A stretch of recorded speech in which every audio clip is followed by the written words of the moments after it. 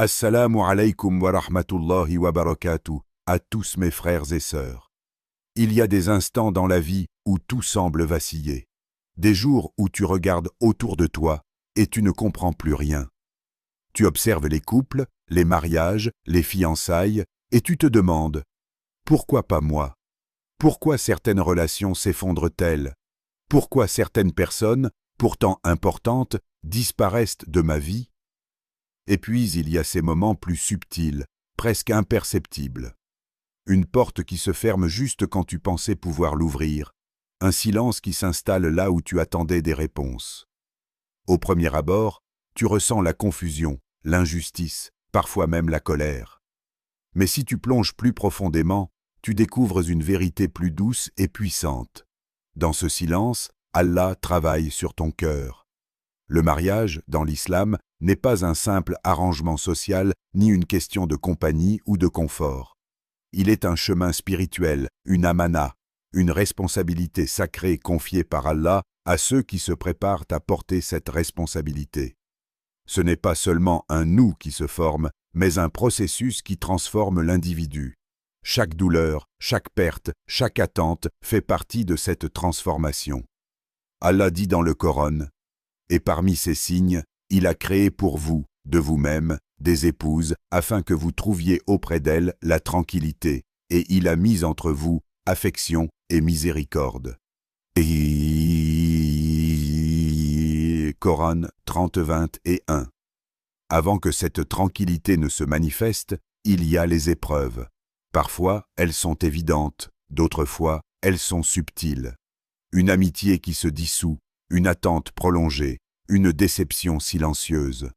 Ces épreuves sont les ateliers où Allah façonne le caractère, purifie les intentions et prépare le cœur à aimer véritablement. Il y avait une jeune femme qui, chaque soir, récitait le Coran et demandait à Allah de la guider vers son futur époux. Pendant longtemps, elle se sentit seule, incomprise et même abandonnée. Puis, un jour, un incident mineur, une rencontre inattendue, changea le cours de sa vie. Sans qu'elle le sache à l'époque, toutes ces petites épreuves l'avaient rendue plus patiente, plus consciente de sa foi, et surtout plus prête à accueillir un amour qui ne serait pas seulement émotion, mais une source de tranquillité pour son âme. Ces moments où tu te sens perdu, où tu ne comprends pas les tournants de ton destin, sont en réalité des tests silencieux. Allah regarde ton cœur et se demande: es-tu prêt à aimer avec sincérité? Es-tu prêt à porter la responsabilité d'une âme entière, avec ses fragilités, ses blessures, ses rêves? Chaque silence, chaque perte, chaque attente est un signe discret, presque imperceptible, qu'Allah façonne ton cœur. Si tu observes attentivement, tu remarqueras que tes prières sont plus profondes, que tes intentions se clarifient, que ta patience devient plus solide. Ces épreuves ne sont pas des obstacles, mais des tremplins. Et aujourd'hui, nous allons plonger dans ces épreuves secrètes, celles qui, si elles sont traversées avec foi et patience, peuvent signaler que ton cœur est en train d'être préparé pour accueillir l'amour qu'Allah a déjà écrit pour toi. Parce que dans le monde visible, tu vois le chaos, mais dans le monde invisible, Allah écrit ton destin avec la précision d'un artiste qui façonne son chef-d'œuvre. Parfois, une personne entre dans ta vie avec une telle intensité que ton cœur semble ne plus respirer sans elle. Tu imagines un futur ensemble, tu dessines des scènes dans ton esprit où vos vies s'entrelacent, où chaque prière murmure son nom. Tu crois, avec tout ton être, que cette personne est celle qu'Allah a destinée pour toi. Et puis, soudainement, le monde bascule. Les messages cessent, les appels disparaissent. Le silence envahit chaque coin de ton âme. À ce moment précis, ton cœur se brise. La douleur est immense, presque insupportable. Tu te sens perdu, trahi par le destin, comme si tout ce que tu avais construit dans ton esprit avait été balayé en un instant. Et pourtant, c'est précisément ici que se trouve la main silencieuse d'Allah, œuvrant à l'intérieur de toi, transformant ta peine en sagesse, ta perte en purification. Allah dit dans le Coran: « Il se peut que vous détestiez une chose alors qu'elle est un bien pour vous, et il se peut que vous aimiez une chose alors qu'elle est un mal pour vous. Allah sait, tandis que vous ne savez pas. » Coran 2:216. Combien de fois nous accrochons-nous à ce que nous aimons, aveuglés par nos désirs, sans percevoir la lumière que le destin tente de nous offrir à travers la séparation? La vérité, souvent difficile à accepter, est que certaines pertes sont en réalité des protections divines. Prenons l'histoire de cette jeune femme pieuse. Chaque nuit, elle priait ardemment, récitant des sourates, demandant à Allah que l'homme qu'elle aimait devienne son futur mari. 2 longues années passèrent dans l'espoir et la foi. Et pourtant, ce rêve fut brisé lorsque cet homme quitta sa vie sans explication. La douleur la submergea, et ses larmes semblaient inépuisables. Elle pensait que son cœur ne pourrait jamais guérir. Mais le temps et la sagesse d'Allah firent leur œuvre. Quelques années plus tard, elle rencontra un homme d'une intégrité profonde, respectueux de sa foi, patient et aimant. Quelqu'un qui, loin de simplement combler ses désirs, la rapprochait d'Allah. En repensant à cette première perte, elle murmura avec gratitude: « Si Allah m'avait donné ce que je voulais à ce moment-là, ma vie aurait été complètement différente. » Cette expérience enseigne une leçon essentielle. La perte n'est pas toujours une punition, mais souvent une purification. Le cœur que tu possédais auparavant, attaché à ce qui n'était pas destiné pour toi, n'était pas encore prêt à accueillir l'amour véritable. Allah retire parfois quelqu'un de ta vie non pour te blesser, mais pour préparer ton âme à la rencontre qui lui est réellement destinée. Alors, pose-toi cette question profondément sincère. Et si la personne que tu as perdue n'était qu'une étape dans le processus divin de purification de ton cœur? Et si ce détachement, aussi douloureux soit-il, était le moyen par lequel Allah ouvre ton cœur à un amour qui sera parfaitement aligné avec ta foi et ton destin? Il arrive que la perte se transforme en bénédiction silencieuse. Le vide que tu ressens, le silence qui t'entoure, sont autant de signes subtils qu'Allah prépare ton cœur. Il fait de la place pour la personne qui ne sera pas simplement aimée, mais aimante et compatissante. La prochaine fois que ton cœur saigne, souviens-toi. Ce vide est peut-être le lieu sacré où Allah réserve ton bonheur futur. La solitude. Un mot qui fait naître une sensation étrange dans le cœur. Pour beaucoup, elle évoque le vide, la tristesse, la peur. Elle semble lourde, presque insupportable, surtout lorsque tu observes autour de toi les vies qui s'entrelacent avec aisance, des mariages éclatants, des fiançailles célébrées, des couples qui rient et se tiennent de la main.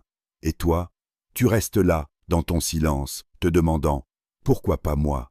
Pourquoi mon cœur doit-il attendre si longtemps ?» Mais ce que beaucoup ignorent, c'est que la solitude n'est pas un désert stérile, c'est un atelier, un lieu sacré où Allah travaille discrètement, mais avec une précision infinie, pour façonner l'âme. Dans ce silence, tu n'es pas abandonné, tu es préparé. Allah dit dans le Coran, « Certes, Allah est avec les patients. » Coran 253. Chaque jour de solitude, chaque instant où tu ressens l'absence d'un compagnon, est un enseignement subtil de la patience. La patience n'est pas seulement l'attente, c'est la capacité à rester ferme, à se fortifier et à cultiver la foi même lorsque tout semble stagner. Un homme pieux disait souvent « La solitude est l'atelier où Allah prépare les grandes destinées », et il avait raison. Dans ces moments où tu es seul, loin de toute distraction, tu découvres la richesse cachée de ton propre cœur. Tu apprends à te connaître véritablement, à identifier les blessures que tu portes encore, à comprendre tes faiblesses et à les confier à Allah. La solitude devient un miroir. Tu te vois tel que tu es, mais aussi tel que tu peux devenir. C'est dans ces moments que la foi se renforce. Les prières, les larmes, les méditations deviennent plus profondes. Tu commences à comprendre que le bonheur ne dépend pas de quelqu'un d'autre, que ta sérénité ne doit pas être entre les mains d'une autre personne. Car si tu n'es pas en paix seul, comment pourrais-tu offrir la paix à quelqu'un d'autre dans un mariage? Il y a l'histoire de cette femme pieuse qui se sentait abandonnée pendant des années. Chaque fête semblait un rappel cruel de son isolement. Mais dans ces années, elle apprit à se parler à elle-même avec douceur, à nourrir son cœur de prières sincères et à écouter attentivement la voix d'Allah. Quand enfin elle rencontra son futur mari, elle n'était pas seulement prête à aimer, Elle était prête à partager une tranquillité profonde, une stabilité intérieure que seule la patience et la solitude peuvent créer. Alors, prends un moment pour regarder ta propre solitude. Ne la fuis pas, ne la maudis pas. Observe-la comme un terrain fertile. Chaque instant est un pas vers la version de toi-même capable d'aimer correctement. Chaque prière, chaque silence, chaque larme contient une semence de maturité spirituelle. Et si, au lieu de voir ton attente comme une épreuve, tu la voyais comme l'atelier secret où Allah construit ton cœur pour le mariage qui t'est destiné? La solitude n'est pas une punition. Elle est une préparation divine, une patience sculptée par Allah pour que, le jour où l'amour véritable se présentera, ton cœur soit prêt à accueillir non seulement une personne, mais une paix durable, un lien sacré et une union bénie par la foi. Le mariage est un désir universel. Presque tout le monde, à un moment de sa vie, souhaite trouver un compagnon, quelqu'un avec qui partager ses journées, ses espoirs, ses peines. Mais très peu s'arrêtent réellement pour se demander « Pourquoi est-ce que je veux me marier? Est-ce pour combler un vide? Pour apaiser la solitude qui gronde à l'intérieur? Pour répondre aux attentes de la famille ou de la société? Ou est-ce un désir plus profond, un désir de construire une relation qui rapproche ton cœur d'Allah et qui élève ton âme? Cette question semble simple, mais elle est cruciale. Car le mariage ne se résume pas à recevoir de l'amour. Il est facile de confondre un sentiment de confort avec une intention sincère. Et pourtant, les fondations d'une union durable reposent sur la pureté des intentions. Le prophète, que la paix et le salut d'Allah soient sur lui, a dit « Les actions ne valent que par leurs intentions ». Ce hadith n'est pas seulement un rappel spirituel, c'est un guide pour le cœur avant de se lancer dans un engagement aussi profond. Un engagement qui transforme non seulement ta vie quotidienne, mais ton âme elle-même. Imagine un homme qui demande à un savant « Comment savoir si je suis prêt pour le mariage ?»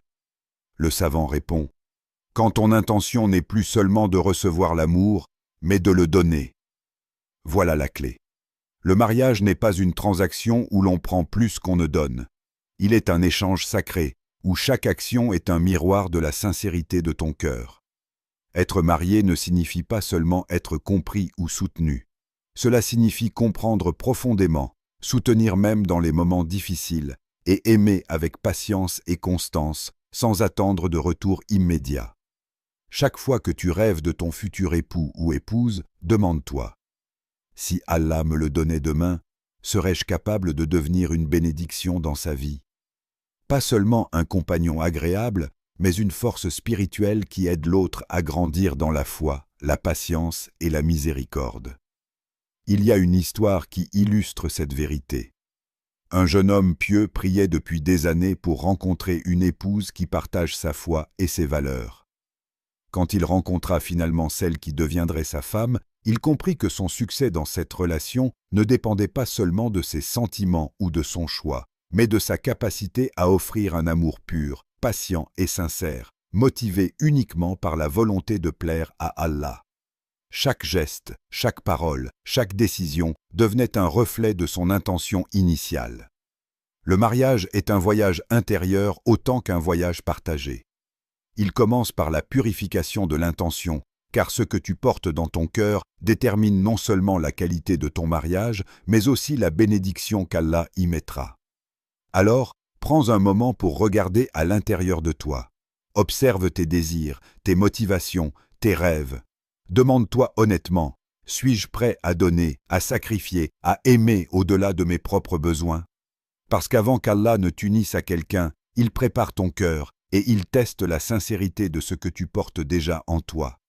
Purifie ton intention, nettoie ton cœur, car c'est là que commence le véritable chemin vers un mariage béni, où l'amour n'est pas seulement ressenti, mais vécu comme un acte de foi et de service envers Allah. L'attente est une épreuve silencieuse, mais intense. C'est un poids invisible sur ton âme, un murmure constant dans ton cœur. Pourquoi pas maintenant? Pourquoi moi? Dans ce monde où tout va vite, où la gratification immédiate est devenue la norme, l'attente semble presque insupportable. Chaque annonce de mariage, chaque sourire partagé par un couple, chaque célébration que tu observes autour de toi, devient un rappel cruel de ce que tu désires, mais que tu n'as pas encore reçu. Et pourtant, cette épreuve n'est pas un hasard. Elle est un test subtil, un feu invisible que seul Allah peut allumer pour purifier ton cœur et préparer ton destin. Le destin ne se plie pas à l'impatience humaine. Il suit la sagesse d'Allah, qui connaît le moment exact où tout doit se produire. Allah dit dans le Coran « Et place ta confiance en Allah. Allah suffit comme protecteur. » Coran 33. 3. Chaque retard, chaque attente, chaque instant de solitude contient une leçon profonde. Pour comprendre cela, il suffit de contempler l'histoire du prophète Youssouf, Joseph. Son chemin était semé d'épreuves incroyables. Trahi par ses frères, jeté dans un puits, vendu comme esclave, emprisonné injustement. Des années de souffrance, d'humiliation et de solitude. Pourtant, chaque obstacle, chaque injustice, chaque douleur était un pas vers son destin. Et Allah dit « Et ainsi nous donnons autorité à qui nous voulons. » Coran 12,56. Leçon universelle. Ce que tu perçois comme un retard n'est jamais un hasard. Ce n'est jamais une punition. C'est une préparation. Chaque épreuve que tu traverses, chaque silence que tu endures, chaque déception que tu encaisses est une forge. Allah ne façonne pas seulement le moment où ton mariage se produira, il façonne toi, ton cœur et ton esprit pour que lorsque le moment arrive, tu sois réellement prêt à accueillir cette bénédiction. Il est facile de vouloir tout maintenant. Mais le vrai mariage, celui qui dure et qui rapproche de la paix intérieure, n'arrive pas seulement quand tu le souhaites.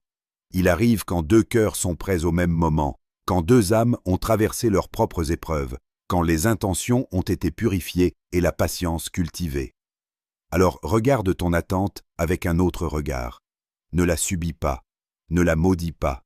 Chaque larme, chaque soupir, chaque moment de doute est un outil que Allah utilise pour préparer ton cœur. Il se peut que le mariage que tu souhaites précipitamment aurait brisé ton cœur ou éloigné ton âme de la tranquillité qu'Allah veut pour toi.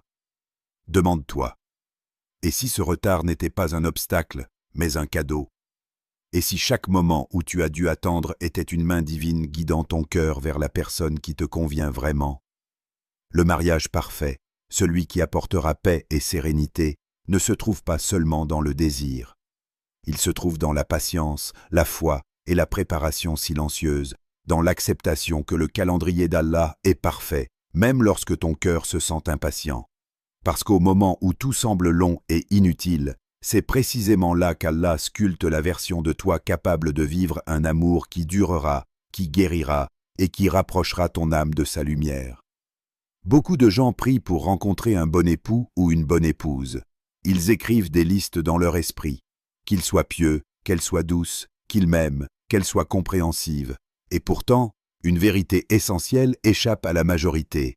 Tu dois d'abord devenir cette personne. Il ne suffit pas de souhaiter un cœur pur si le tien n'est pas encore préparé. Il ne suffit pas de demander patience, fidélité et amour sincère si toi-même tu ne possèdes pas ces qualités dans leur forme la plus profonde. Allah dit dans le Coran, « Les femmes vertueuses sont pour les hommes vertueux, et les hommes vertueux sont pour les femmes vertueuses. » de Coran 24-26. Chaque prière que tu fais pour l'amour doit être accompagnée d'un travail intérieur. Un homme pieux répétait souvent « Ne cherche pas seulement la bonne personne, deviens la bonne personne. » Ces mots ne sont pas un simple conseil. Ils sont un guide vers la transformation spirituelle, car le destin attire souvent les cœurs similaires. Si tu désires quelqu'un qui aime Allah avec intensité et sincérité, alors commence par nourrir ton amour pour Allah. Que chaque action, chaque pensée, chaque intention soit une manifestation de ton engagement envers lui. Si tu désires quelqu'un de patient, apprends à cultiver ta propre patience. Si tu désires quelqu'un de loyal, sois loyal envers tes engagements, envers ta parole, envers ton cœur. Il ne s'agit pas seulement d'être moralement correct ou de cocher des cases. Il s'agit de transformer ton âme, de purifier ton cœur, de façonner ton caractère pour qu'il puisse accueillir un amour béni et durable. Parce qu'un mariage qui commence sans cette préparation intérieure est comme une maison construite sur du sable. belle en apparence, mais fragile face aux tempêtes de la vie. Pense un instant à la personne que tu attends. Elle est peut-être en train de passer exactement par le même processus que toi. Peut-être qu'Allah travaille silencieusement sur son cœur, purifiant ses intentions, renforçant sa patience, affinant sa foi. Peut-être que les épreuves qu'elle traverse sont le miroir des tiennes, et que le moment où vos chemins se croiseront sera un point de rencontre parfait, non pas par hasard, mais par la sagesse infinie d'Allah. Le destin amoureux n'est pas un événement extérieur que tu subis. Il est un reflet de ce que tu es intérieurement. Plus tu deviens la personne que tu souhaites voir à tes côtés, plus tu attires ce qui est vraiment destiné pour toi. Chaque prière pour ton futur époux ou épouse doit commencer par une transformation de toi-même, une purification de ton cœur et un engagement profond à devenir une source de bénédiction pour l'autre. Alors pose-toi cette question profondément sincère. Si la personne que j'attends arrivait demain, serais-je prêt à être cette bénédiction dans sa vie? Si Allah me mettait face à mon destin, serais-je capable de donner l'amour, la patience et la fidélité que je désire recevoir? Parce qu'au final, le mariage est plus qu'une union. C'est un reflet de l'âme. Et celui ou celle que tu attends n'est peut-être pas seulement façonné et par Allah pour toi, mais toi aussi, tu es façonné et pour lui ou pour elle.